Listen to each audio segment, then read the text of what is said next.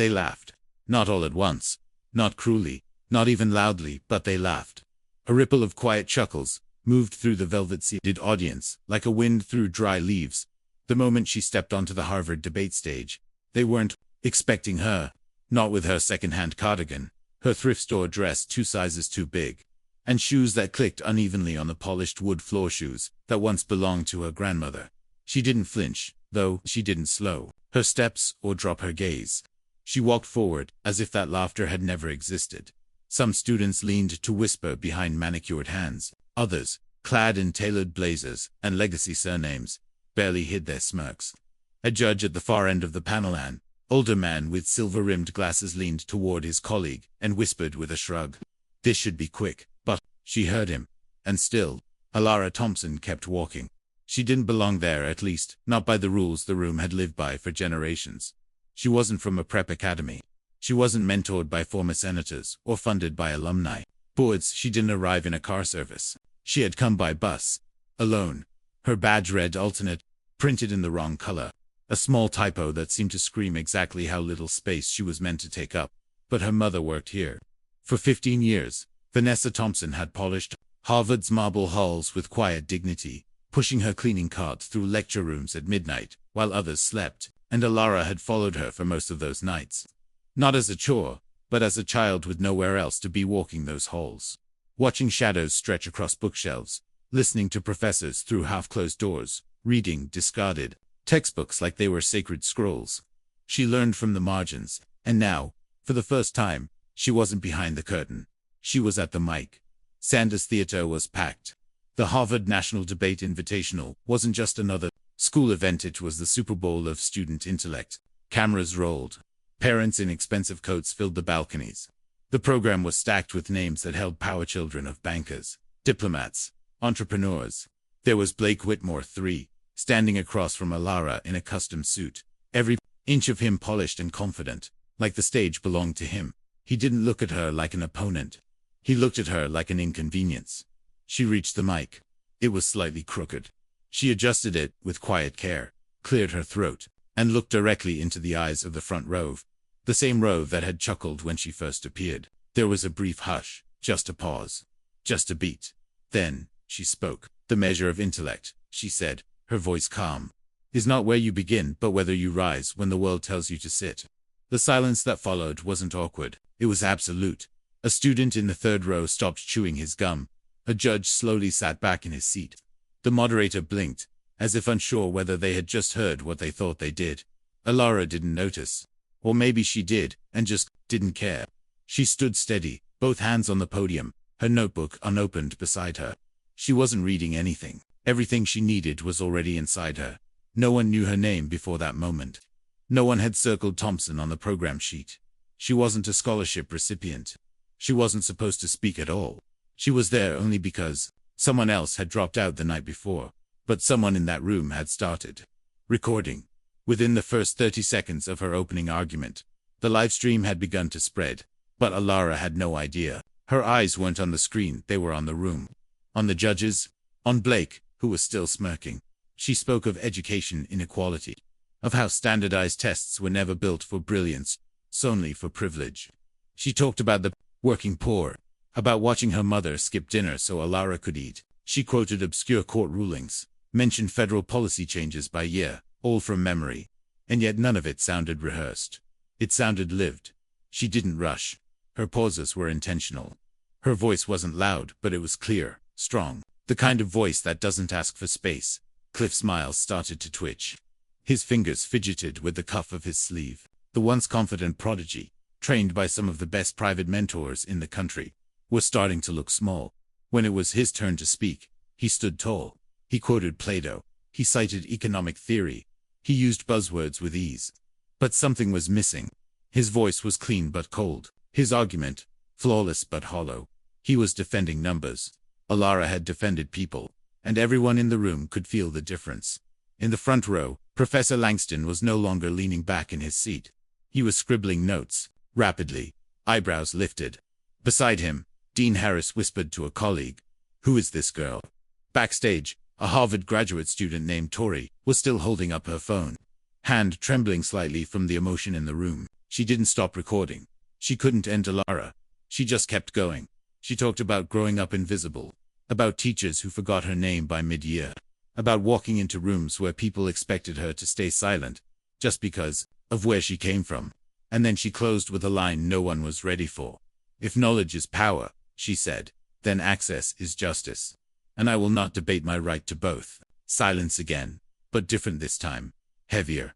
Like the air itself couldn't move. Someone in the balcony whispered, "Wow." Then something rare happened. Applause. Spontaneous, real.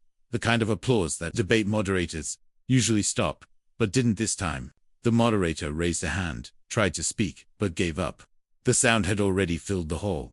Allara stepped back from the mic, just a few inches. Her hands were trembling now, but not from fear, from release, from holding in years of being overlooked. She stood still, not looking at Blake, not looking at the crowd, just breathing. When the round ended, the judges called for deliberation.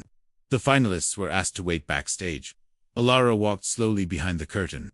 A staff member handed her a bottle of water. "That was incredible," he said softly. She just nodded. She sat in the furthest corner backstage, pulled out her old notebook, and looked at the worn-out picture taped to the front. Her and her mother, sitting in their tiny kitchen with streamers. From the dollar store behind them, across the curtain, Blake stood whispering to his coach. He wasn't smiling anymore. His tie was loosened. He looked like someone trying to undo the moment, rewrite it, pretend it hadn't happened. But it had. And out in the audience, whispers were growing louder. A woman in a red blazer asked her neighbor, "Did she say her mom is a janitor here?" A man in the media box sent a quick text to his editor. "You're going to want this footage." A freshman recording on his phone uploaded the clip. The title, "Janitor's Daughter Destroys Harvard Debate." And within the next 10 minutes, her words were already bouncing from phone to phone, from inbox to inbox, faster than any trophy ever could. But Allara didn't know. Not yet. She was sitting quietly, hands folded, staring at the notebook that had gotten her this far. Her mother was somewhere in the building, probably still cleaning, probably still thinking her daughter was just filling in for someone else, and would be home in time for dinner. She didn't know that everything was about to change, not just for Allara, but for Harvard, for the debate world, for every kid watching from a cracked phone screen in a crowded apartment who had ever thought they didn't belong. Because the girl in the hand-me-down shoes, she wasn't finished yet. Allara hadn't spoken since she sat down behind the curtain. Her fingers traced the edges of the old photo on her notebook, as if touching the image could ground her. In that picture, her mother had just finished a night shift.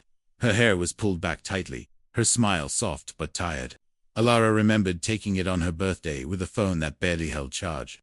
They didn't have cake that year, just toast and instant soup. But her mom had still hung paper streamers in the kitchen, like it was a 5-star party.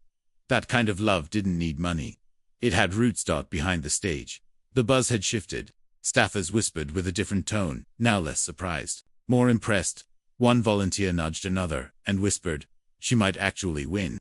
Another added, "She didn't even use notes. Did you see that?" But Allara didn't hear them. Her heart was still pounding from the weight of everything she had said, and everything she hadn't.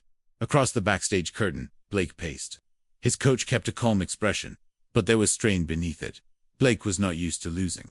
From private school wins to elite debate camps, he'd always been the favorite, always the closer. And he had expected tonight to be the same. He hadn't practiced for someone like her. Someone with no credentials, no coach, no prep school record, but still, somehow, every word she spoke had landed like thunder. The judges were taking longer than usual. That meant something. And not just to Blake. Out in the auditorium, conversations were shifting too. A professor leaned toward a journalist from the Harvard Crimson and said, "I don't think I've seen anything like that from a high school." The student, another parent, whose child had been eliminated 2 rounds ago, shook their head and whispered, "She wasn't even on the original lineup." And then a woman sitting in the last row stood quietly, still wearing a custodial name badge, Vanessa. She had come on her break. Just 10 minutes. Just enough time to see her daughter speak. But when she heard the applause erupt mid-round unusual, improper, unstoppable, she didn't leave. She stayed. She stayed through the round. Through the silence, through the whispers. She'd watched her daughter step up to a mic no one ever expected her to reach, and not just speak but change the room. She didn't cry. She didn't cheer. She just stood there, hands over her mouth, eyes wide, heart in her throat. Backstage, The finalists were called forward. Allara stood slowly, shoulders back, chin level. She didn't feel like she'd won anything. She wasn't even sure if she'd made it to the finals. But she had said what she came to say. And maybe, just maybe, that was enough. As she walked past the curtain, the crowd fell into a quiet hush again. No laughter this time. No smirks.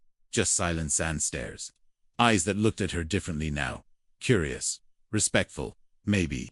Even a little in awe. The judge at the mic cleared his throat.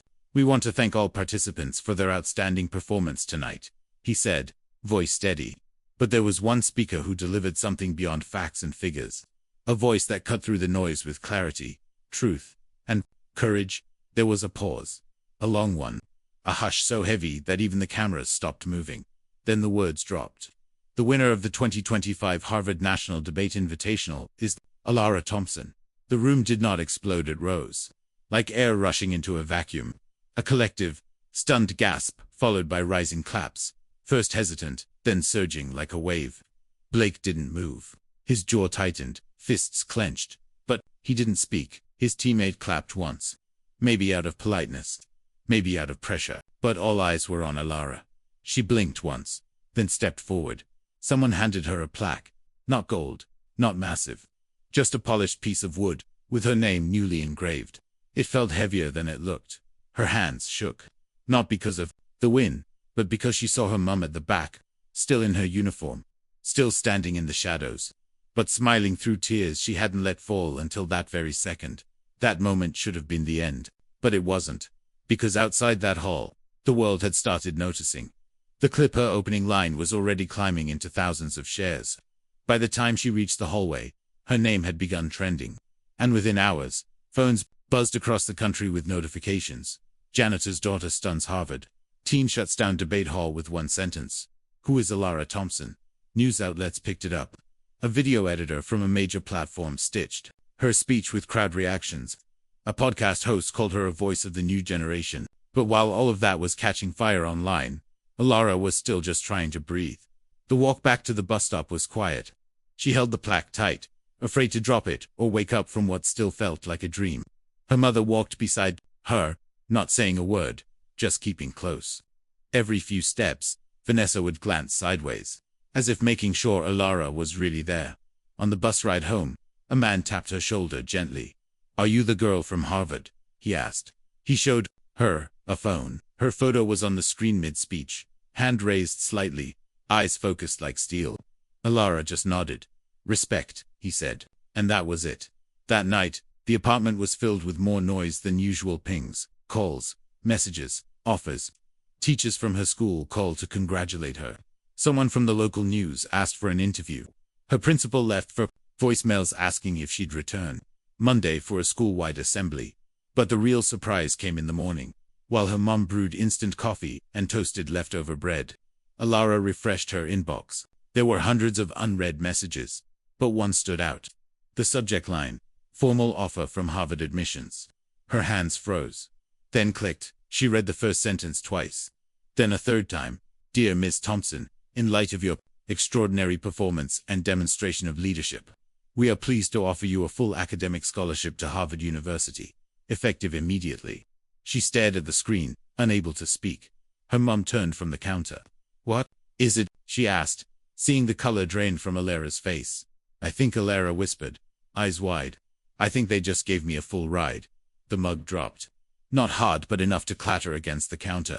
Vanessa rushed over, scanning the screen with her daughter, not trusting her own eyes. She reached out and hugged Allara, with a strength that broke every wall she had built over the years. Neither of them spoke for a long time. That email was just the beginning. Offers flooded in. Invitations, interview requests, mentorship programs, publishing houses. Even a congresswoman reposted Allara's clip, writing, "I'd be proud to serve with this young woman in any courtroom, any day." Still, Allara didn't let it change her overnight. She didn't buy anything fancy. She still took the bus, still studied at the same chipped kitchen table. But now, beside her notebook, sat the golden plaque. And above it, taped to the wall, was the email that changed everything. But just as the buzz seemed to reach its peak, Harvard called again. Not with more press. Not with a scholarship update. With a request They were hosting a public forum on educational equity, with students, professors, media, and they wanted Allara to open the event with a speech.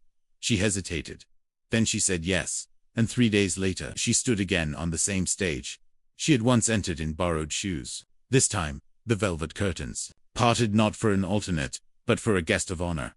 The room was packed, not just with students, journalists, lawmakers, deans, and somewhere in the front row, a man in a charcoal suit opened a small leather notebook and quietly wrote Allara's name at the top of the page. He was from Oxford, and the envelope in his coat pocket had something inside it that would make Allara's next step even bigger than the last. But she didn't know that yet. She just looked out at the crowd, took a slow breath, and began with a story. One no one saw coming. Again, when Allara stepped up to the podium this time, it wasn't nerves. She felt it was weight. Not fear, not pressure, just weight. The weight of eyes that now saw her. The weight of the moment, of knowing her voice had traveled far beyond this room. And the weight of her story, one she carried not just for herself, but for all the unseen students still out there, still cleaning lecture halls, still reading torn textbooks under dim lights, still being underestimated. She didn't start with numbers. She didn't open with facts. She began simply. When I was 11, she said, I found a debate textbook in a trash bin outside a lecture hall my mom had just cleaned. I didn't know what most of the words meant, but something about it felt powerful. Like maybe, just maybe, I had found a voice. The room was quiet. Not out of politeness, but reverence. The kind that meant everyone was listening, not just with ears, but with hearts. She talked about the systems that measure worth by the zip code you grow up in. About how talent is everywhere, but opportunity isn't. She told them how it feels to walk into a room where you're not expected to speak, let alone win. She spoke of her mother, standing in the back of lecture halls for years, and how sometimes the people doing the quietest work raised the loudest voices. Halfway through, the same man from Oxford stood up, then another, then a third. It wasn't rehearsed. It wasn't planned. It was just something that happened, like a ripple through still water. The entire room rose to its feet before she had even finished. After her last sentence, education should not be a privilege you inherit, but a right you earn with your will. She stepped back. There was no plaque this time. No competition. Just applause. Long, full, sincere applause. Later, in the courtyard, the man from Oxford approached. Again, his voice was warm and formal, but not distant. He handed her a letter, an official nomination for the Rhodes Scholarship. This isn't just about studying, he told her. It's about leading. And we believe you will. Allara didn't say anything for a long time.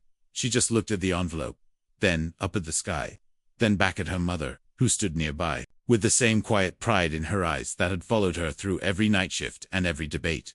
Back home that night, the apartment felt different. Not bigger, not fancier, just lighter. On the wall above their kitchen table, the plaque still hung. But now, beside it, was a printed version of the scholarship letter. Her mother had added a small sticky note to it that simply read, started with a mop, ended with a mic. That week, her story was printed in national newspapers. Students across the country watched her speech in classrooms. Some cried, some stood. Some, for the first time, believed they could do something more. Teachers printed her words. Activists quoted her online. A school district even launched a scholarship fund in her name. Blake Whitmore didn't show up at the forum. No one had seen much of him since the debate. But one day, weeks later, Allara received a message. It was short, just a few lines. I was wrong about you. You taught me something that day. Thank you. It didn't fix everything, but it meant something. And that was the thing about Allara. She hadn't wanted revenge. She hadn't set out to make a point. She just wanted to be heard. To show that sometimes, the most powerful voices are the ones no one saw coming. Years later, Allara would go on to Oxford, then law school, then the steps of Capitol Hill. But no matter how far she went, she never forgot that dusty hallway, that forgotten textbook. That forgotten textbook, that borrowed pair of shoes that clicked unevenly on a Harvard stage. And even when the microphones got bigger, her voice never changed. Because it was never about impressing the room.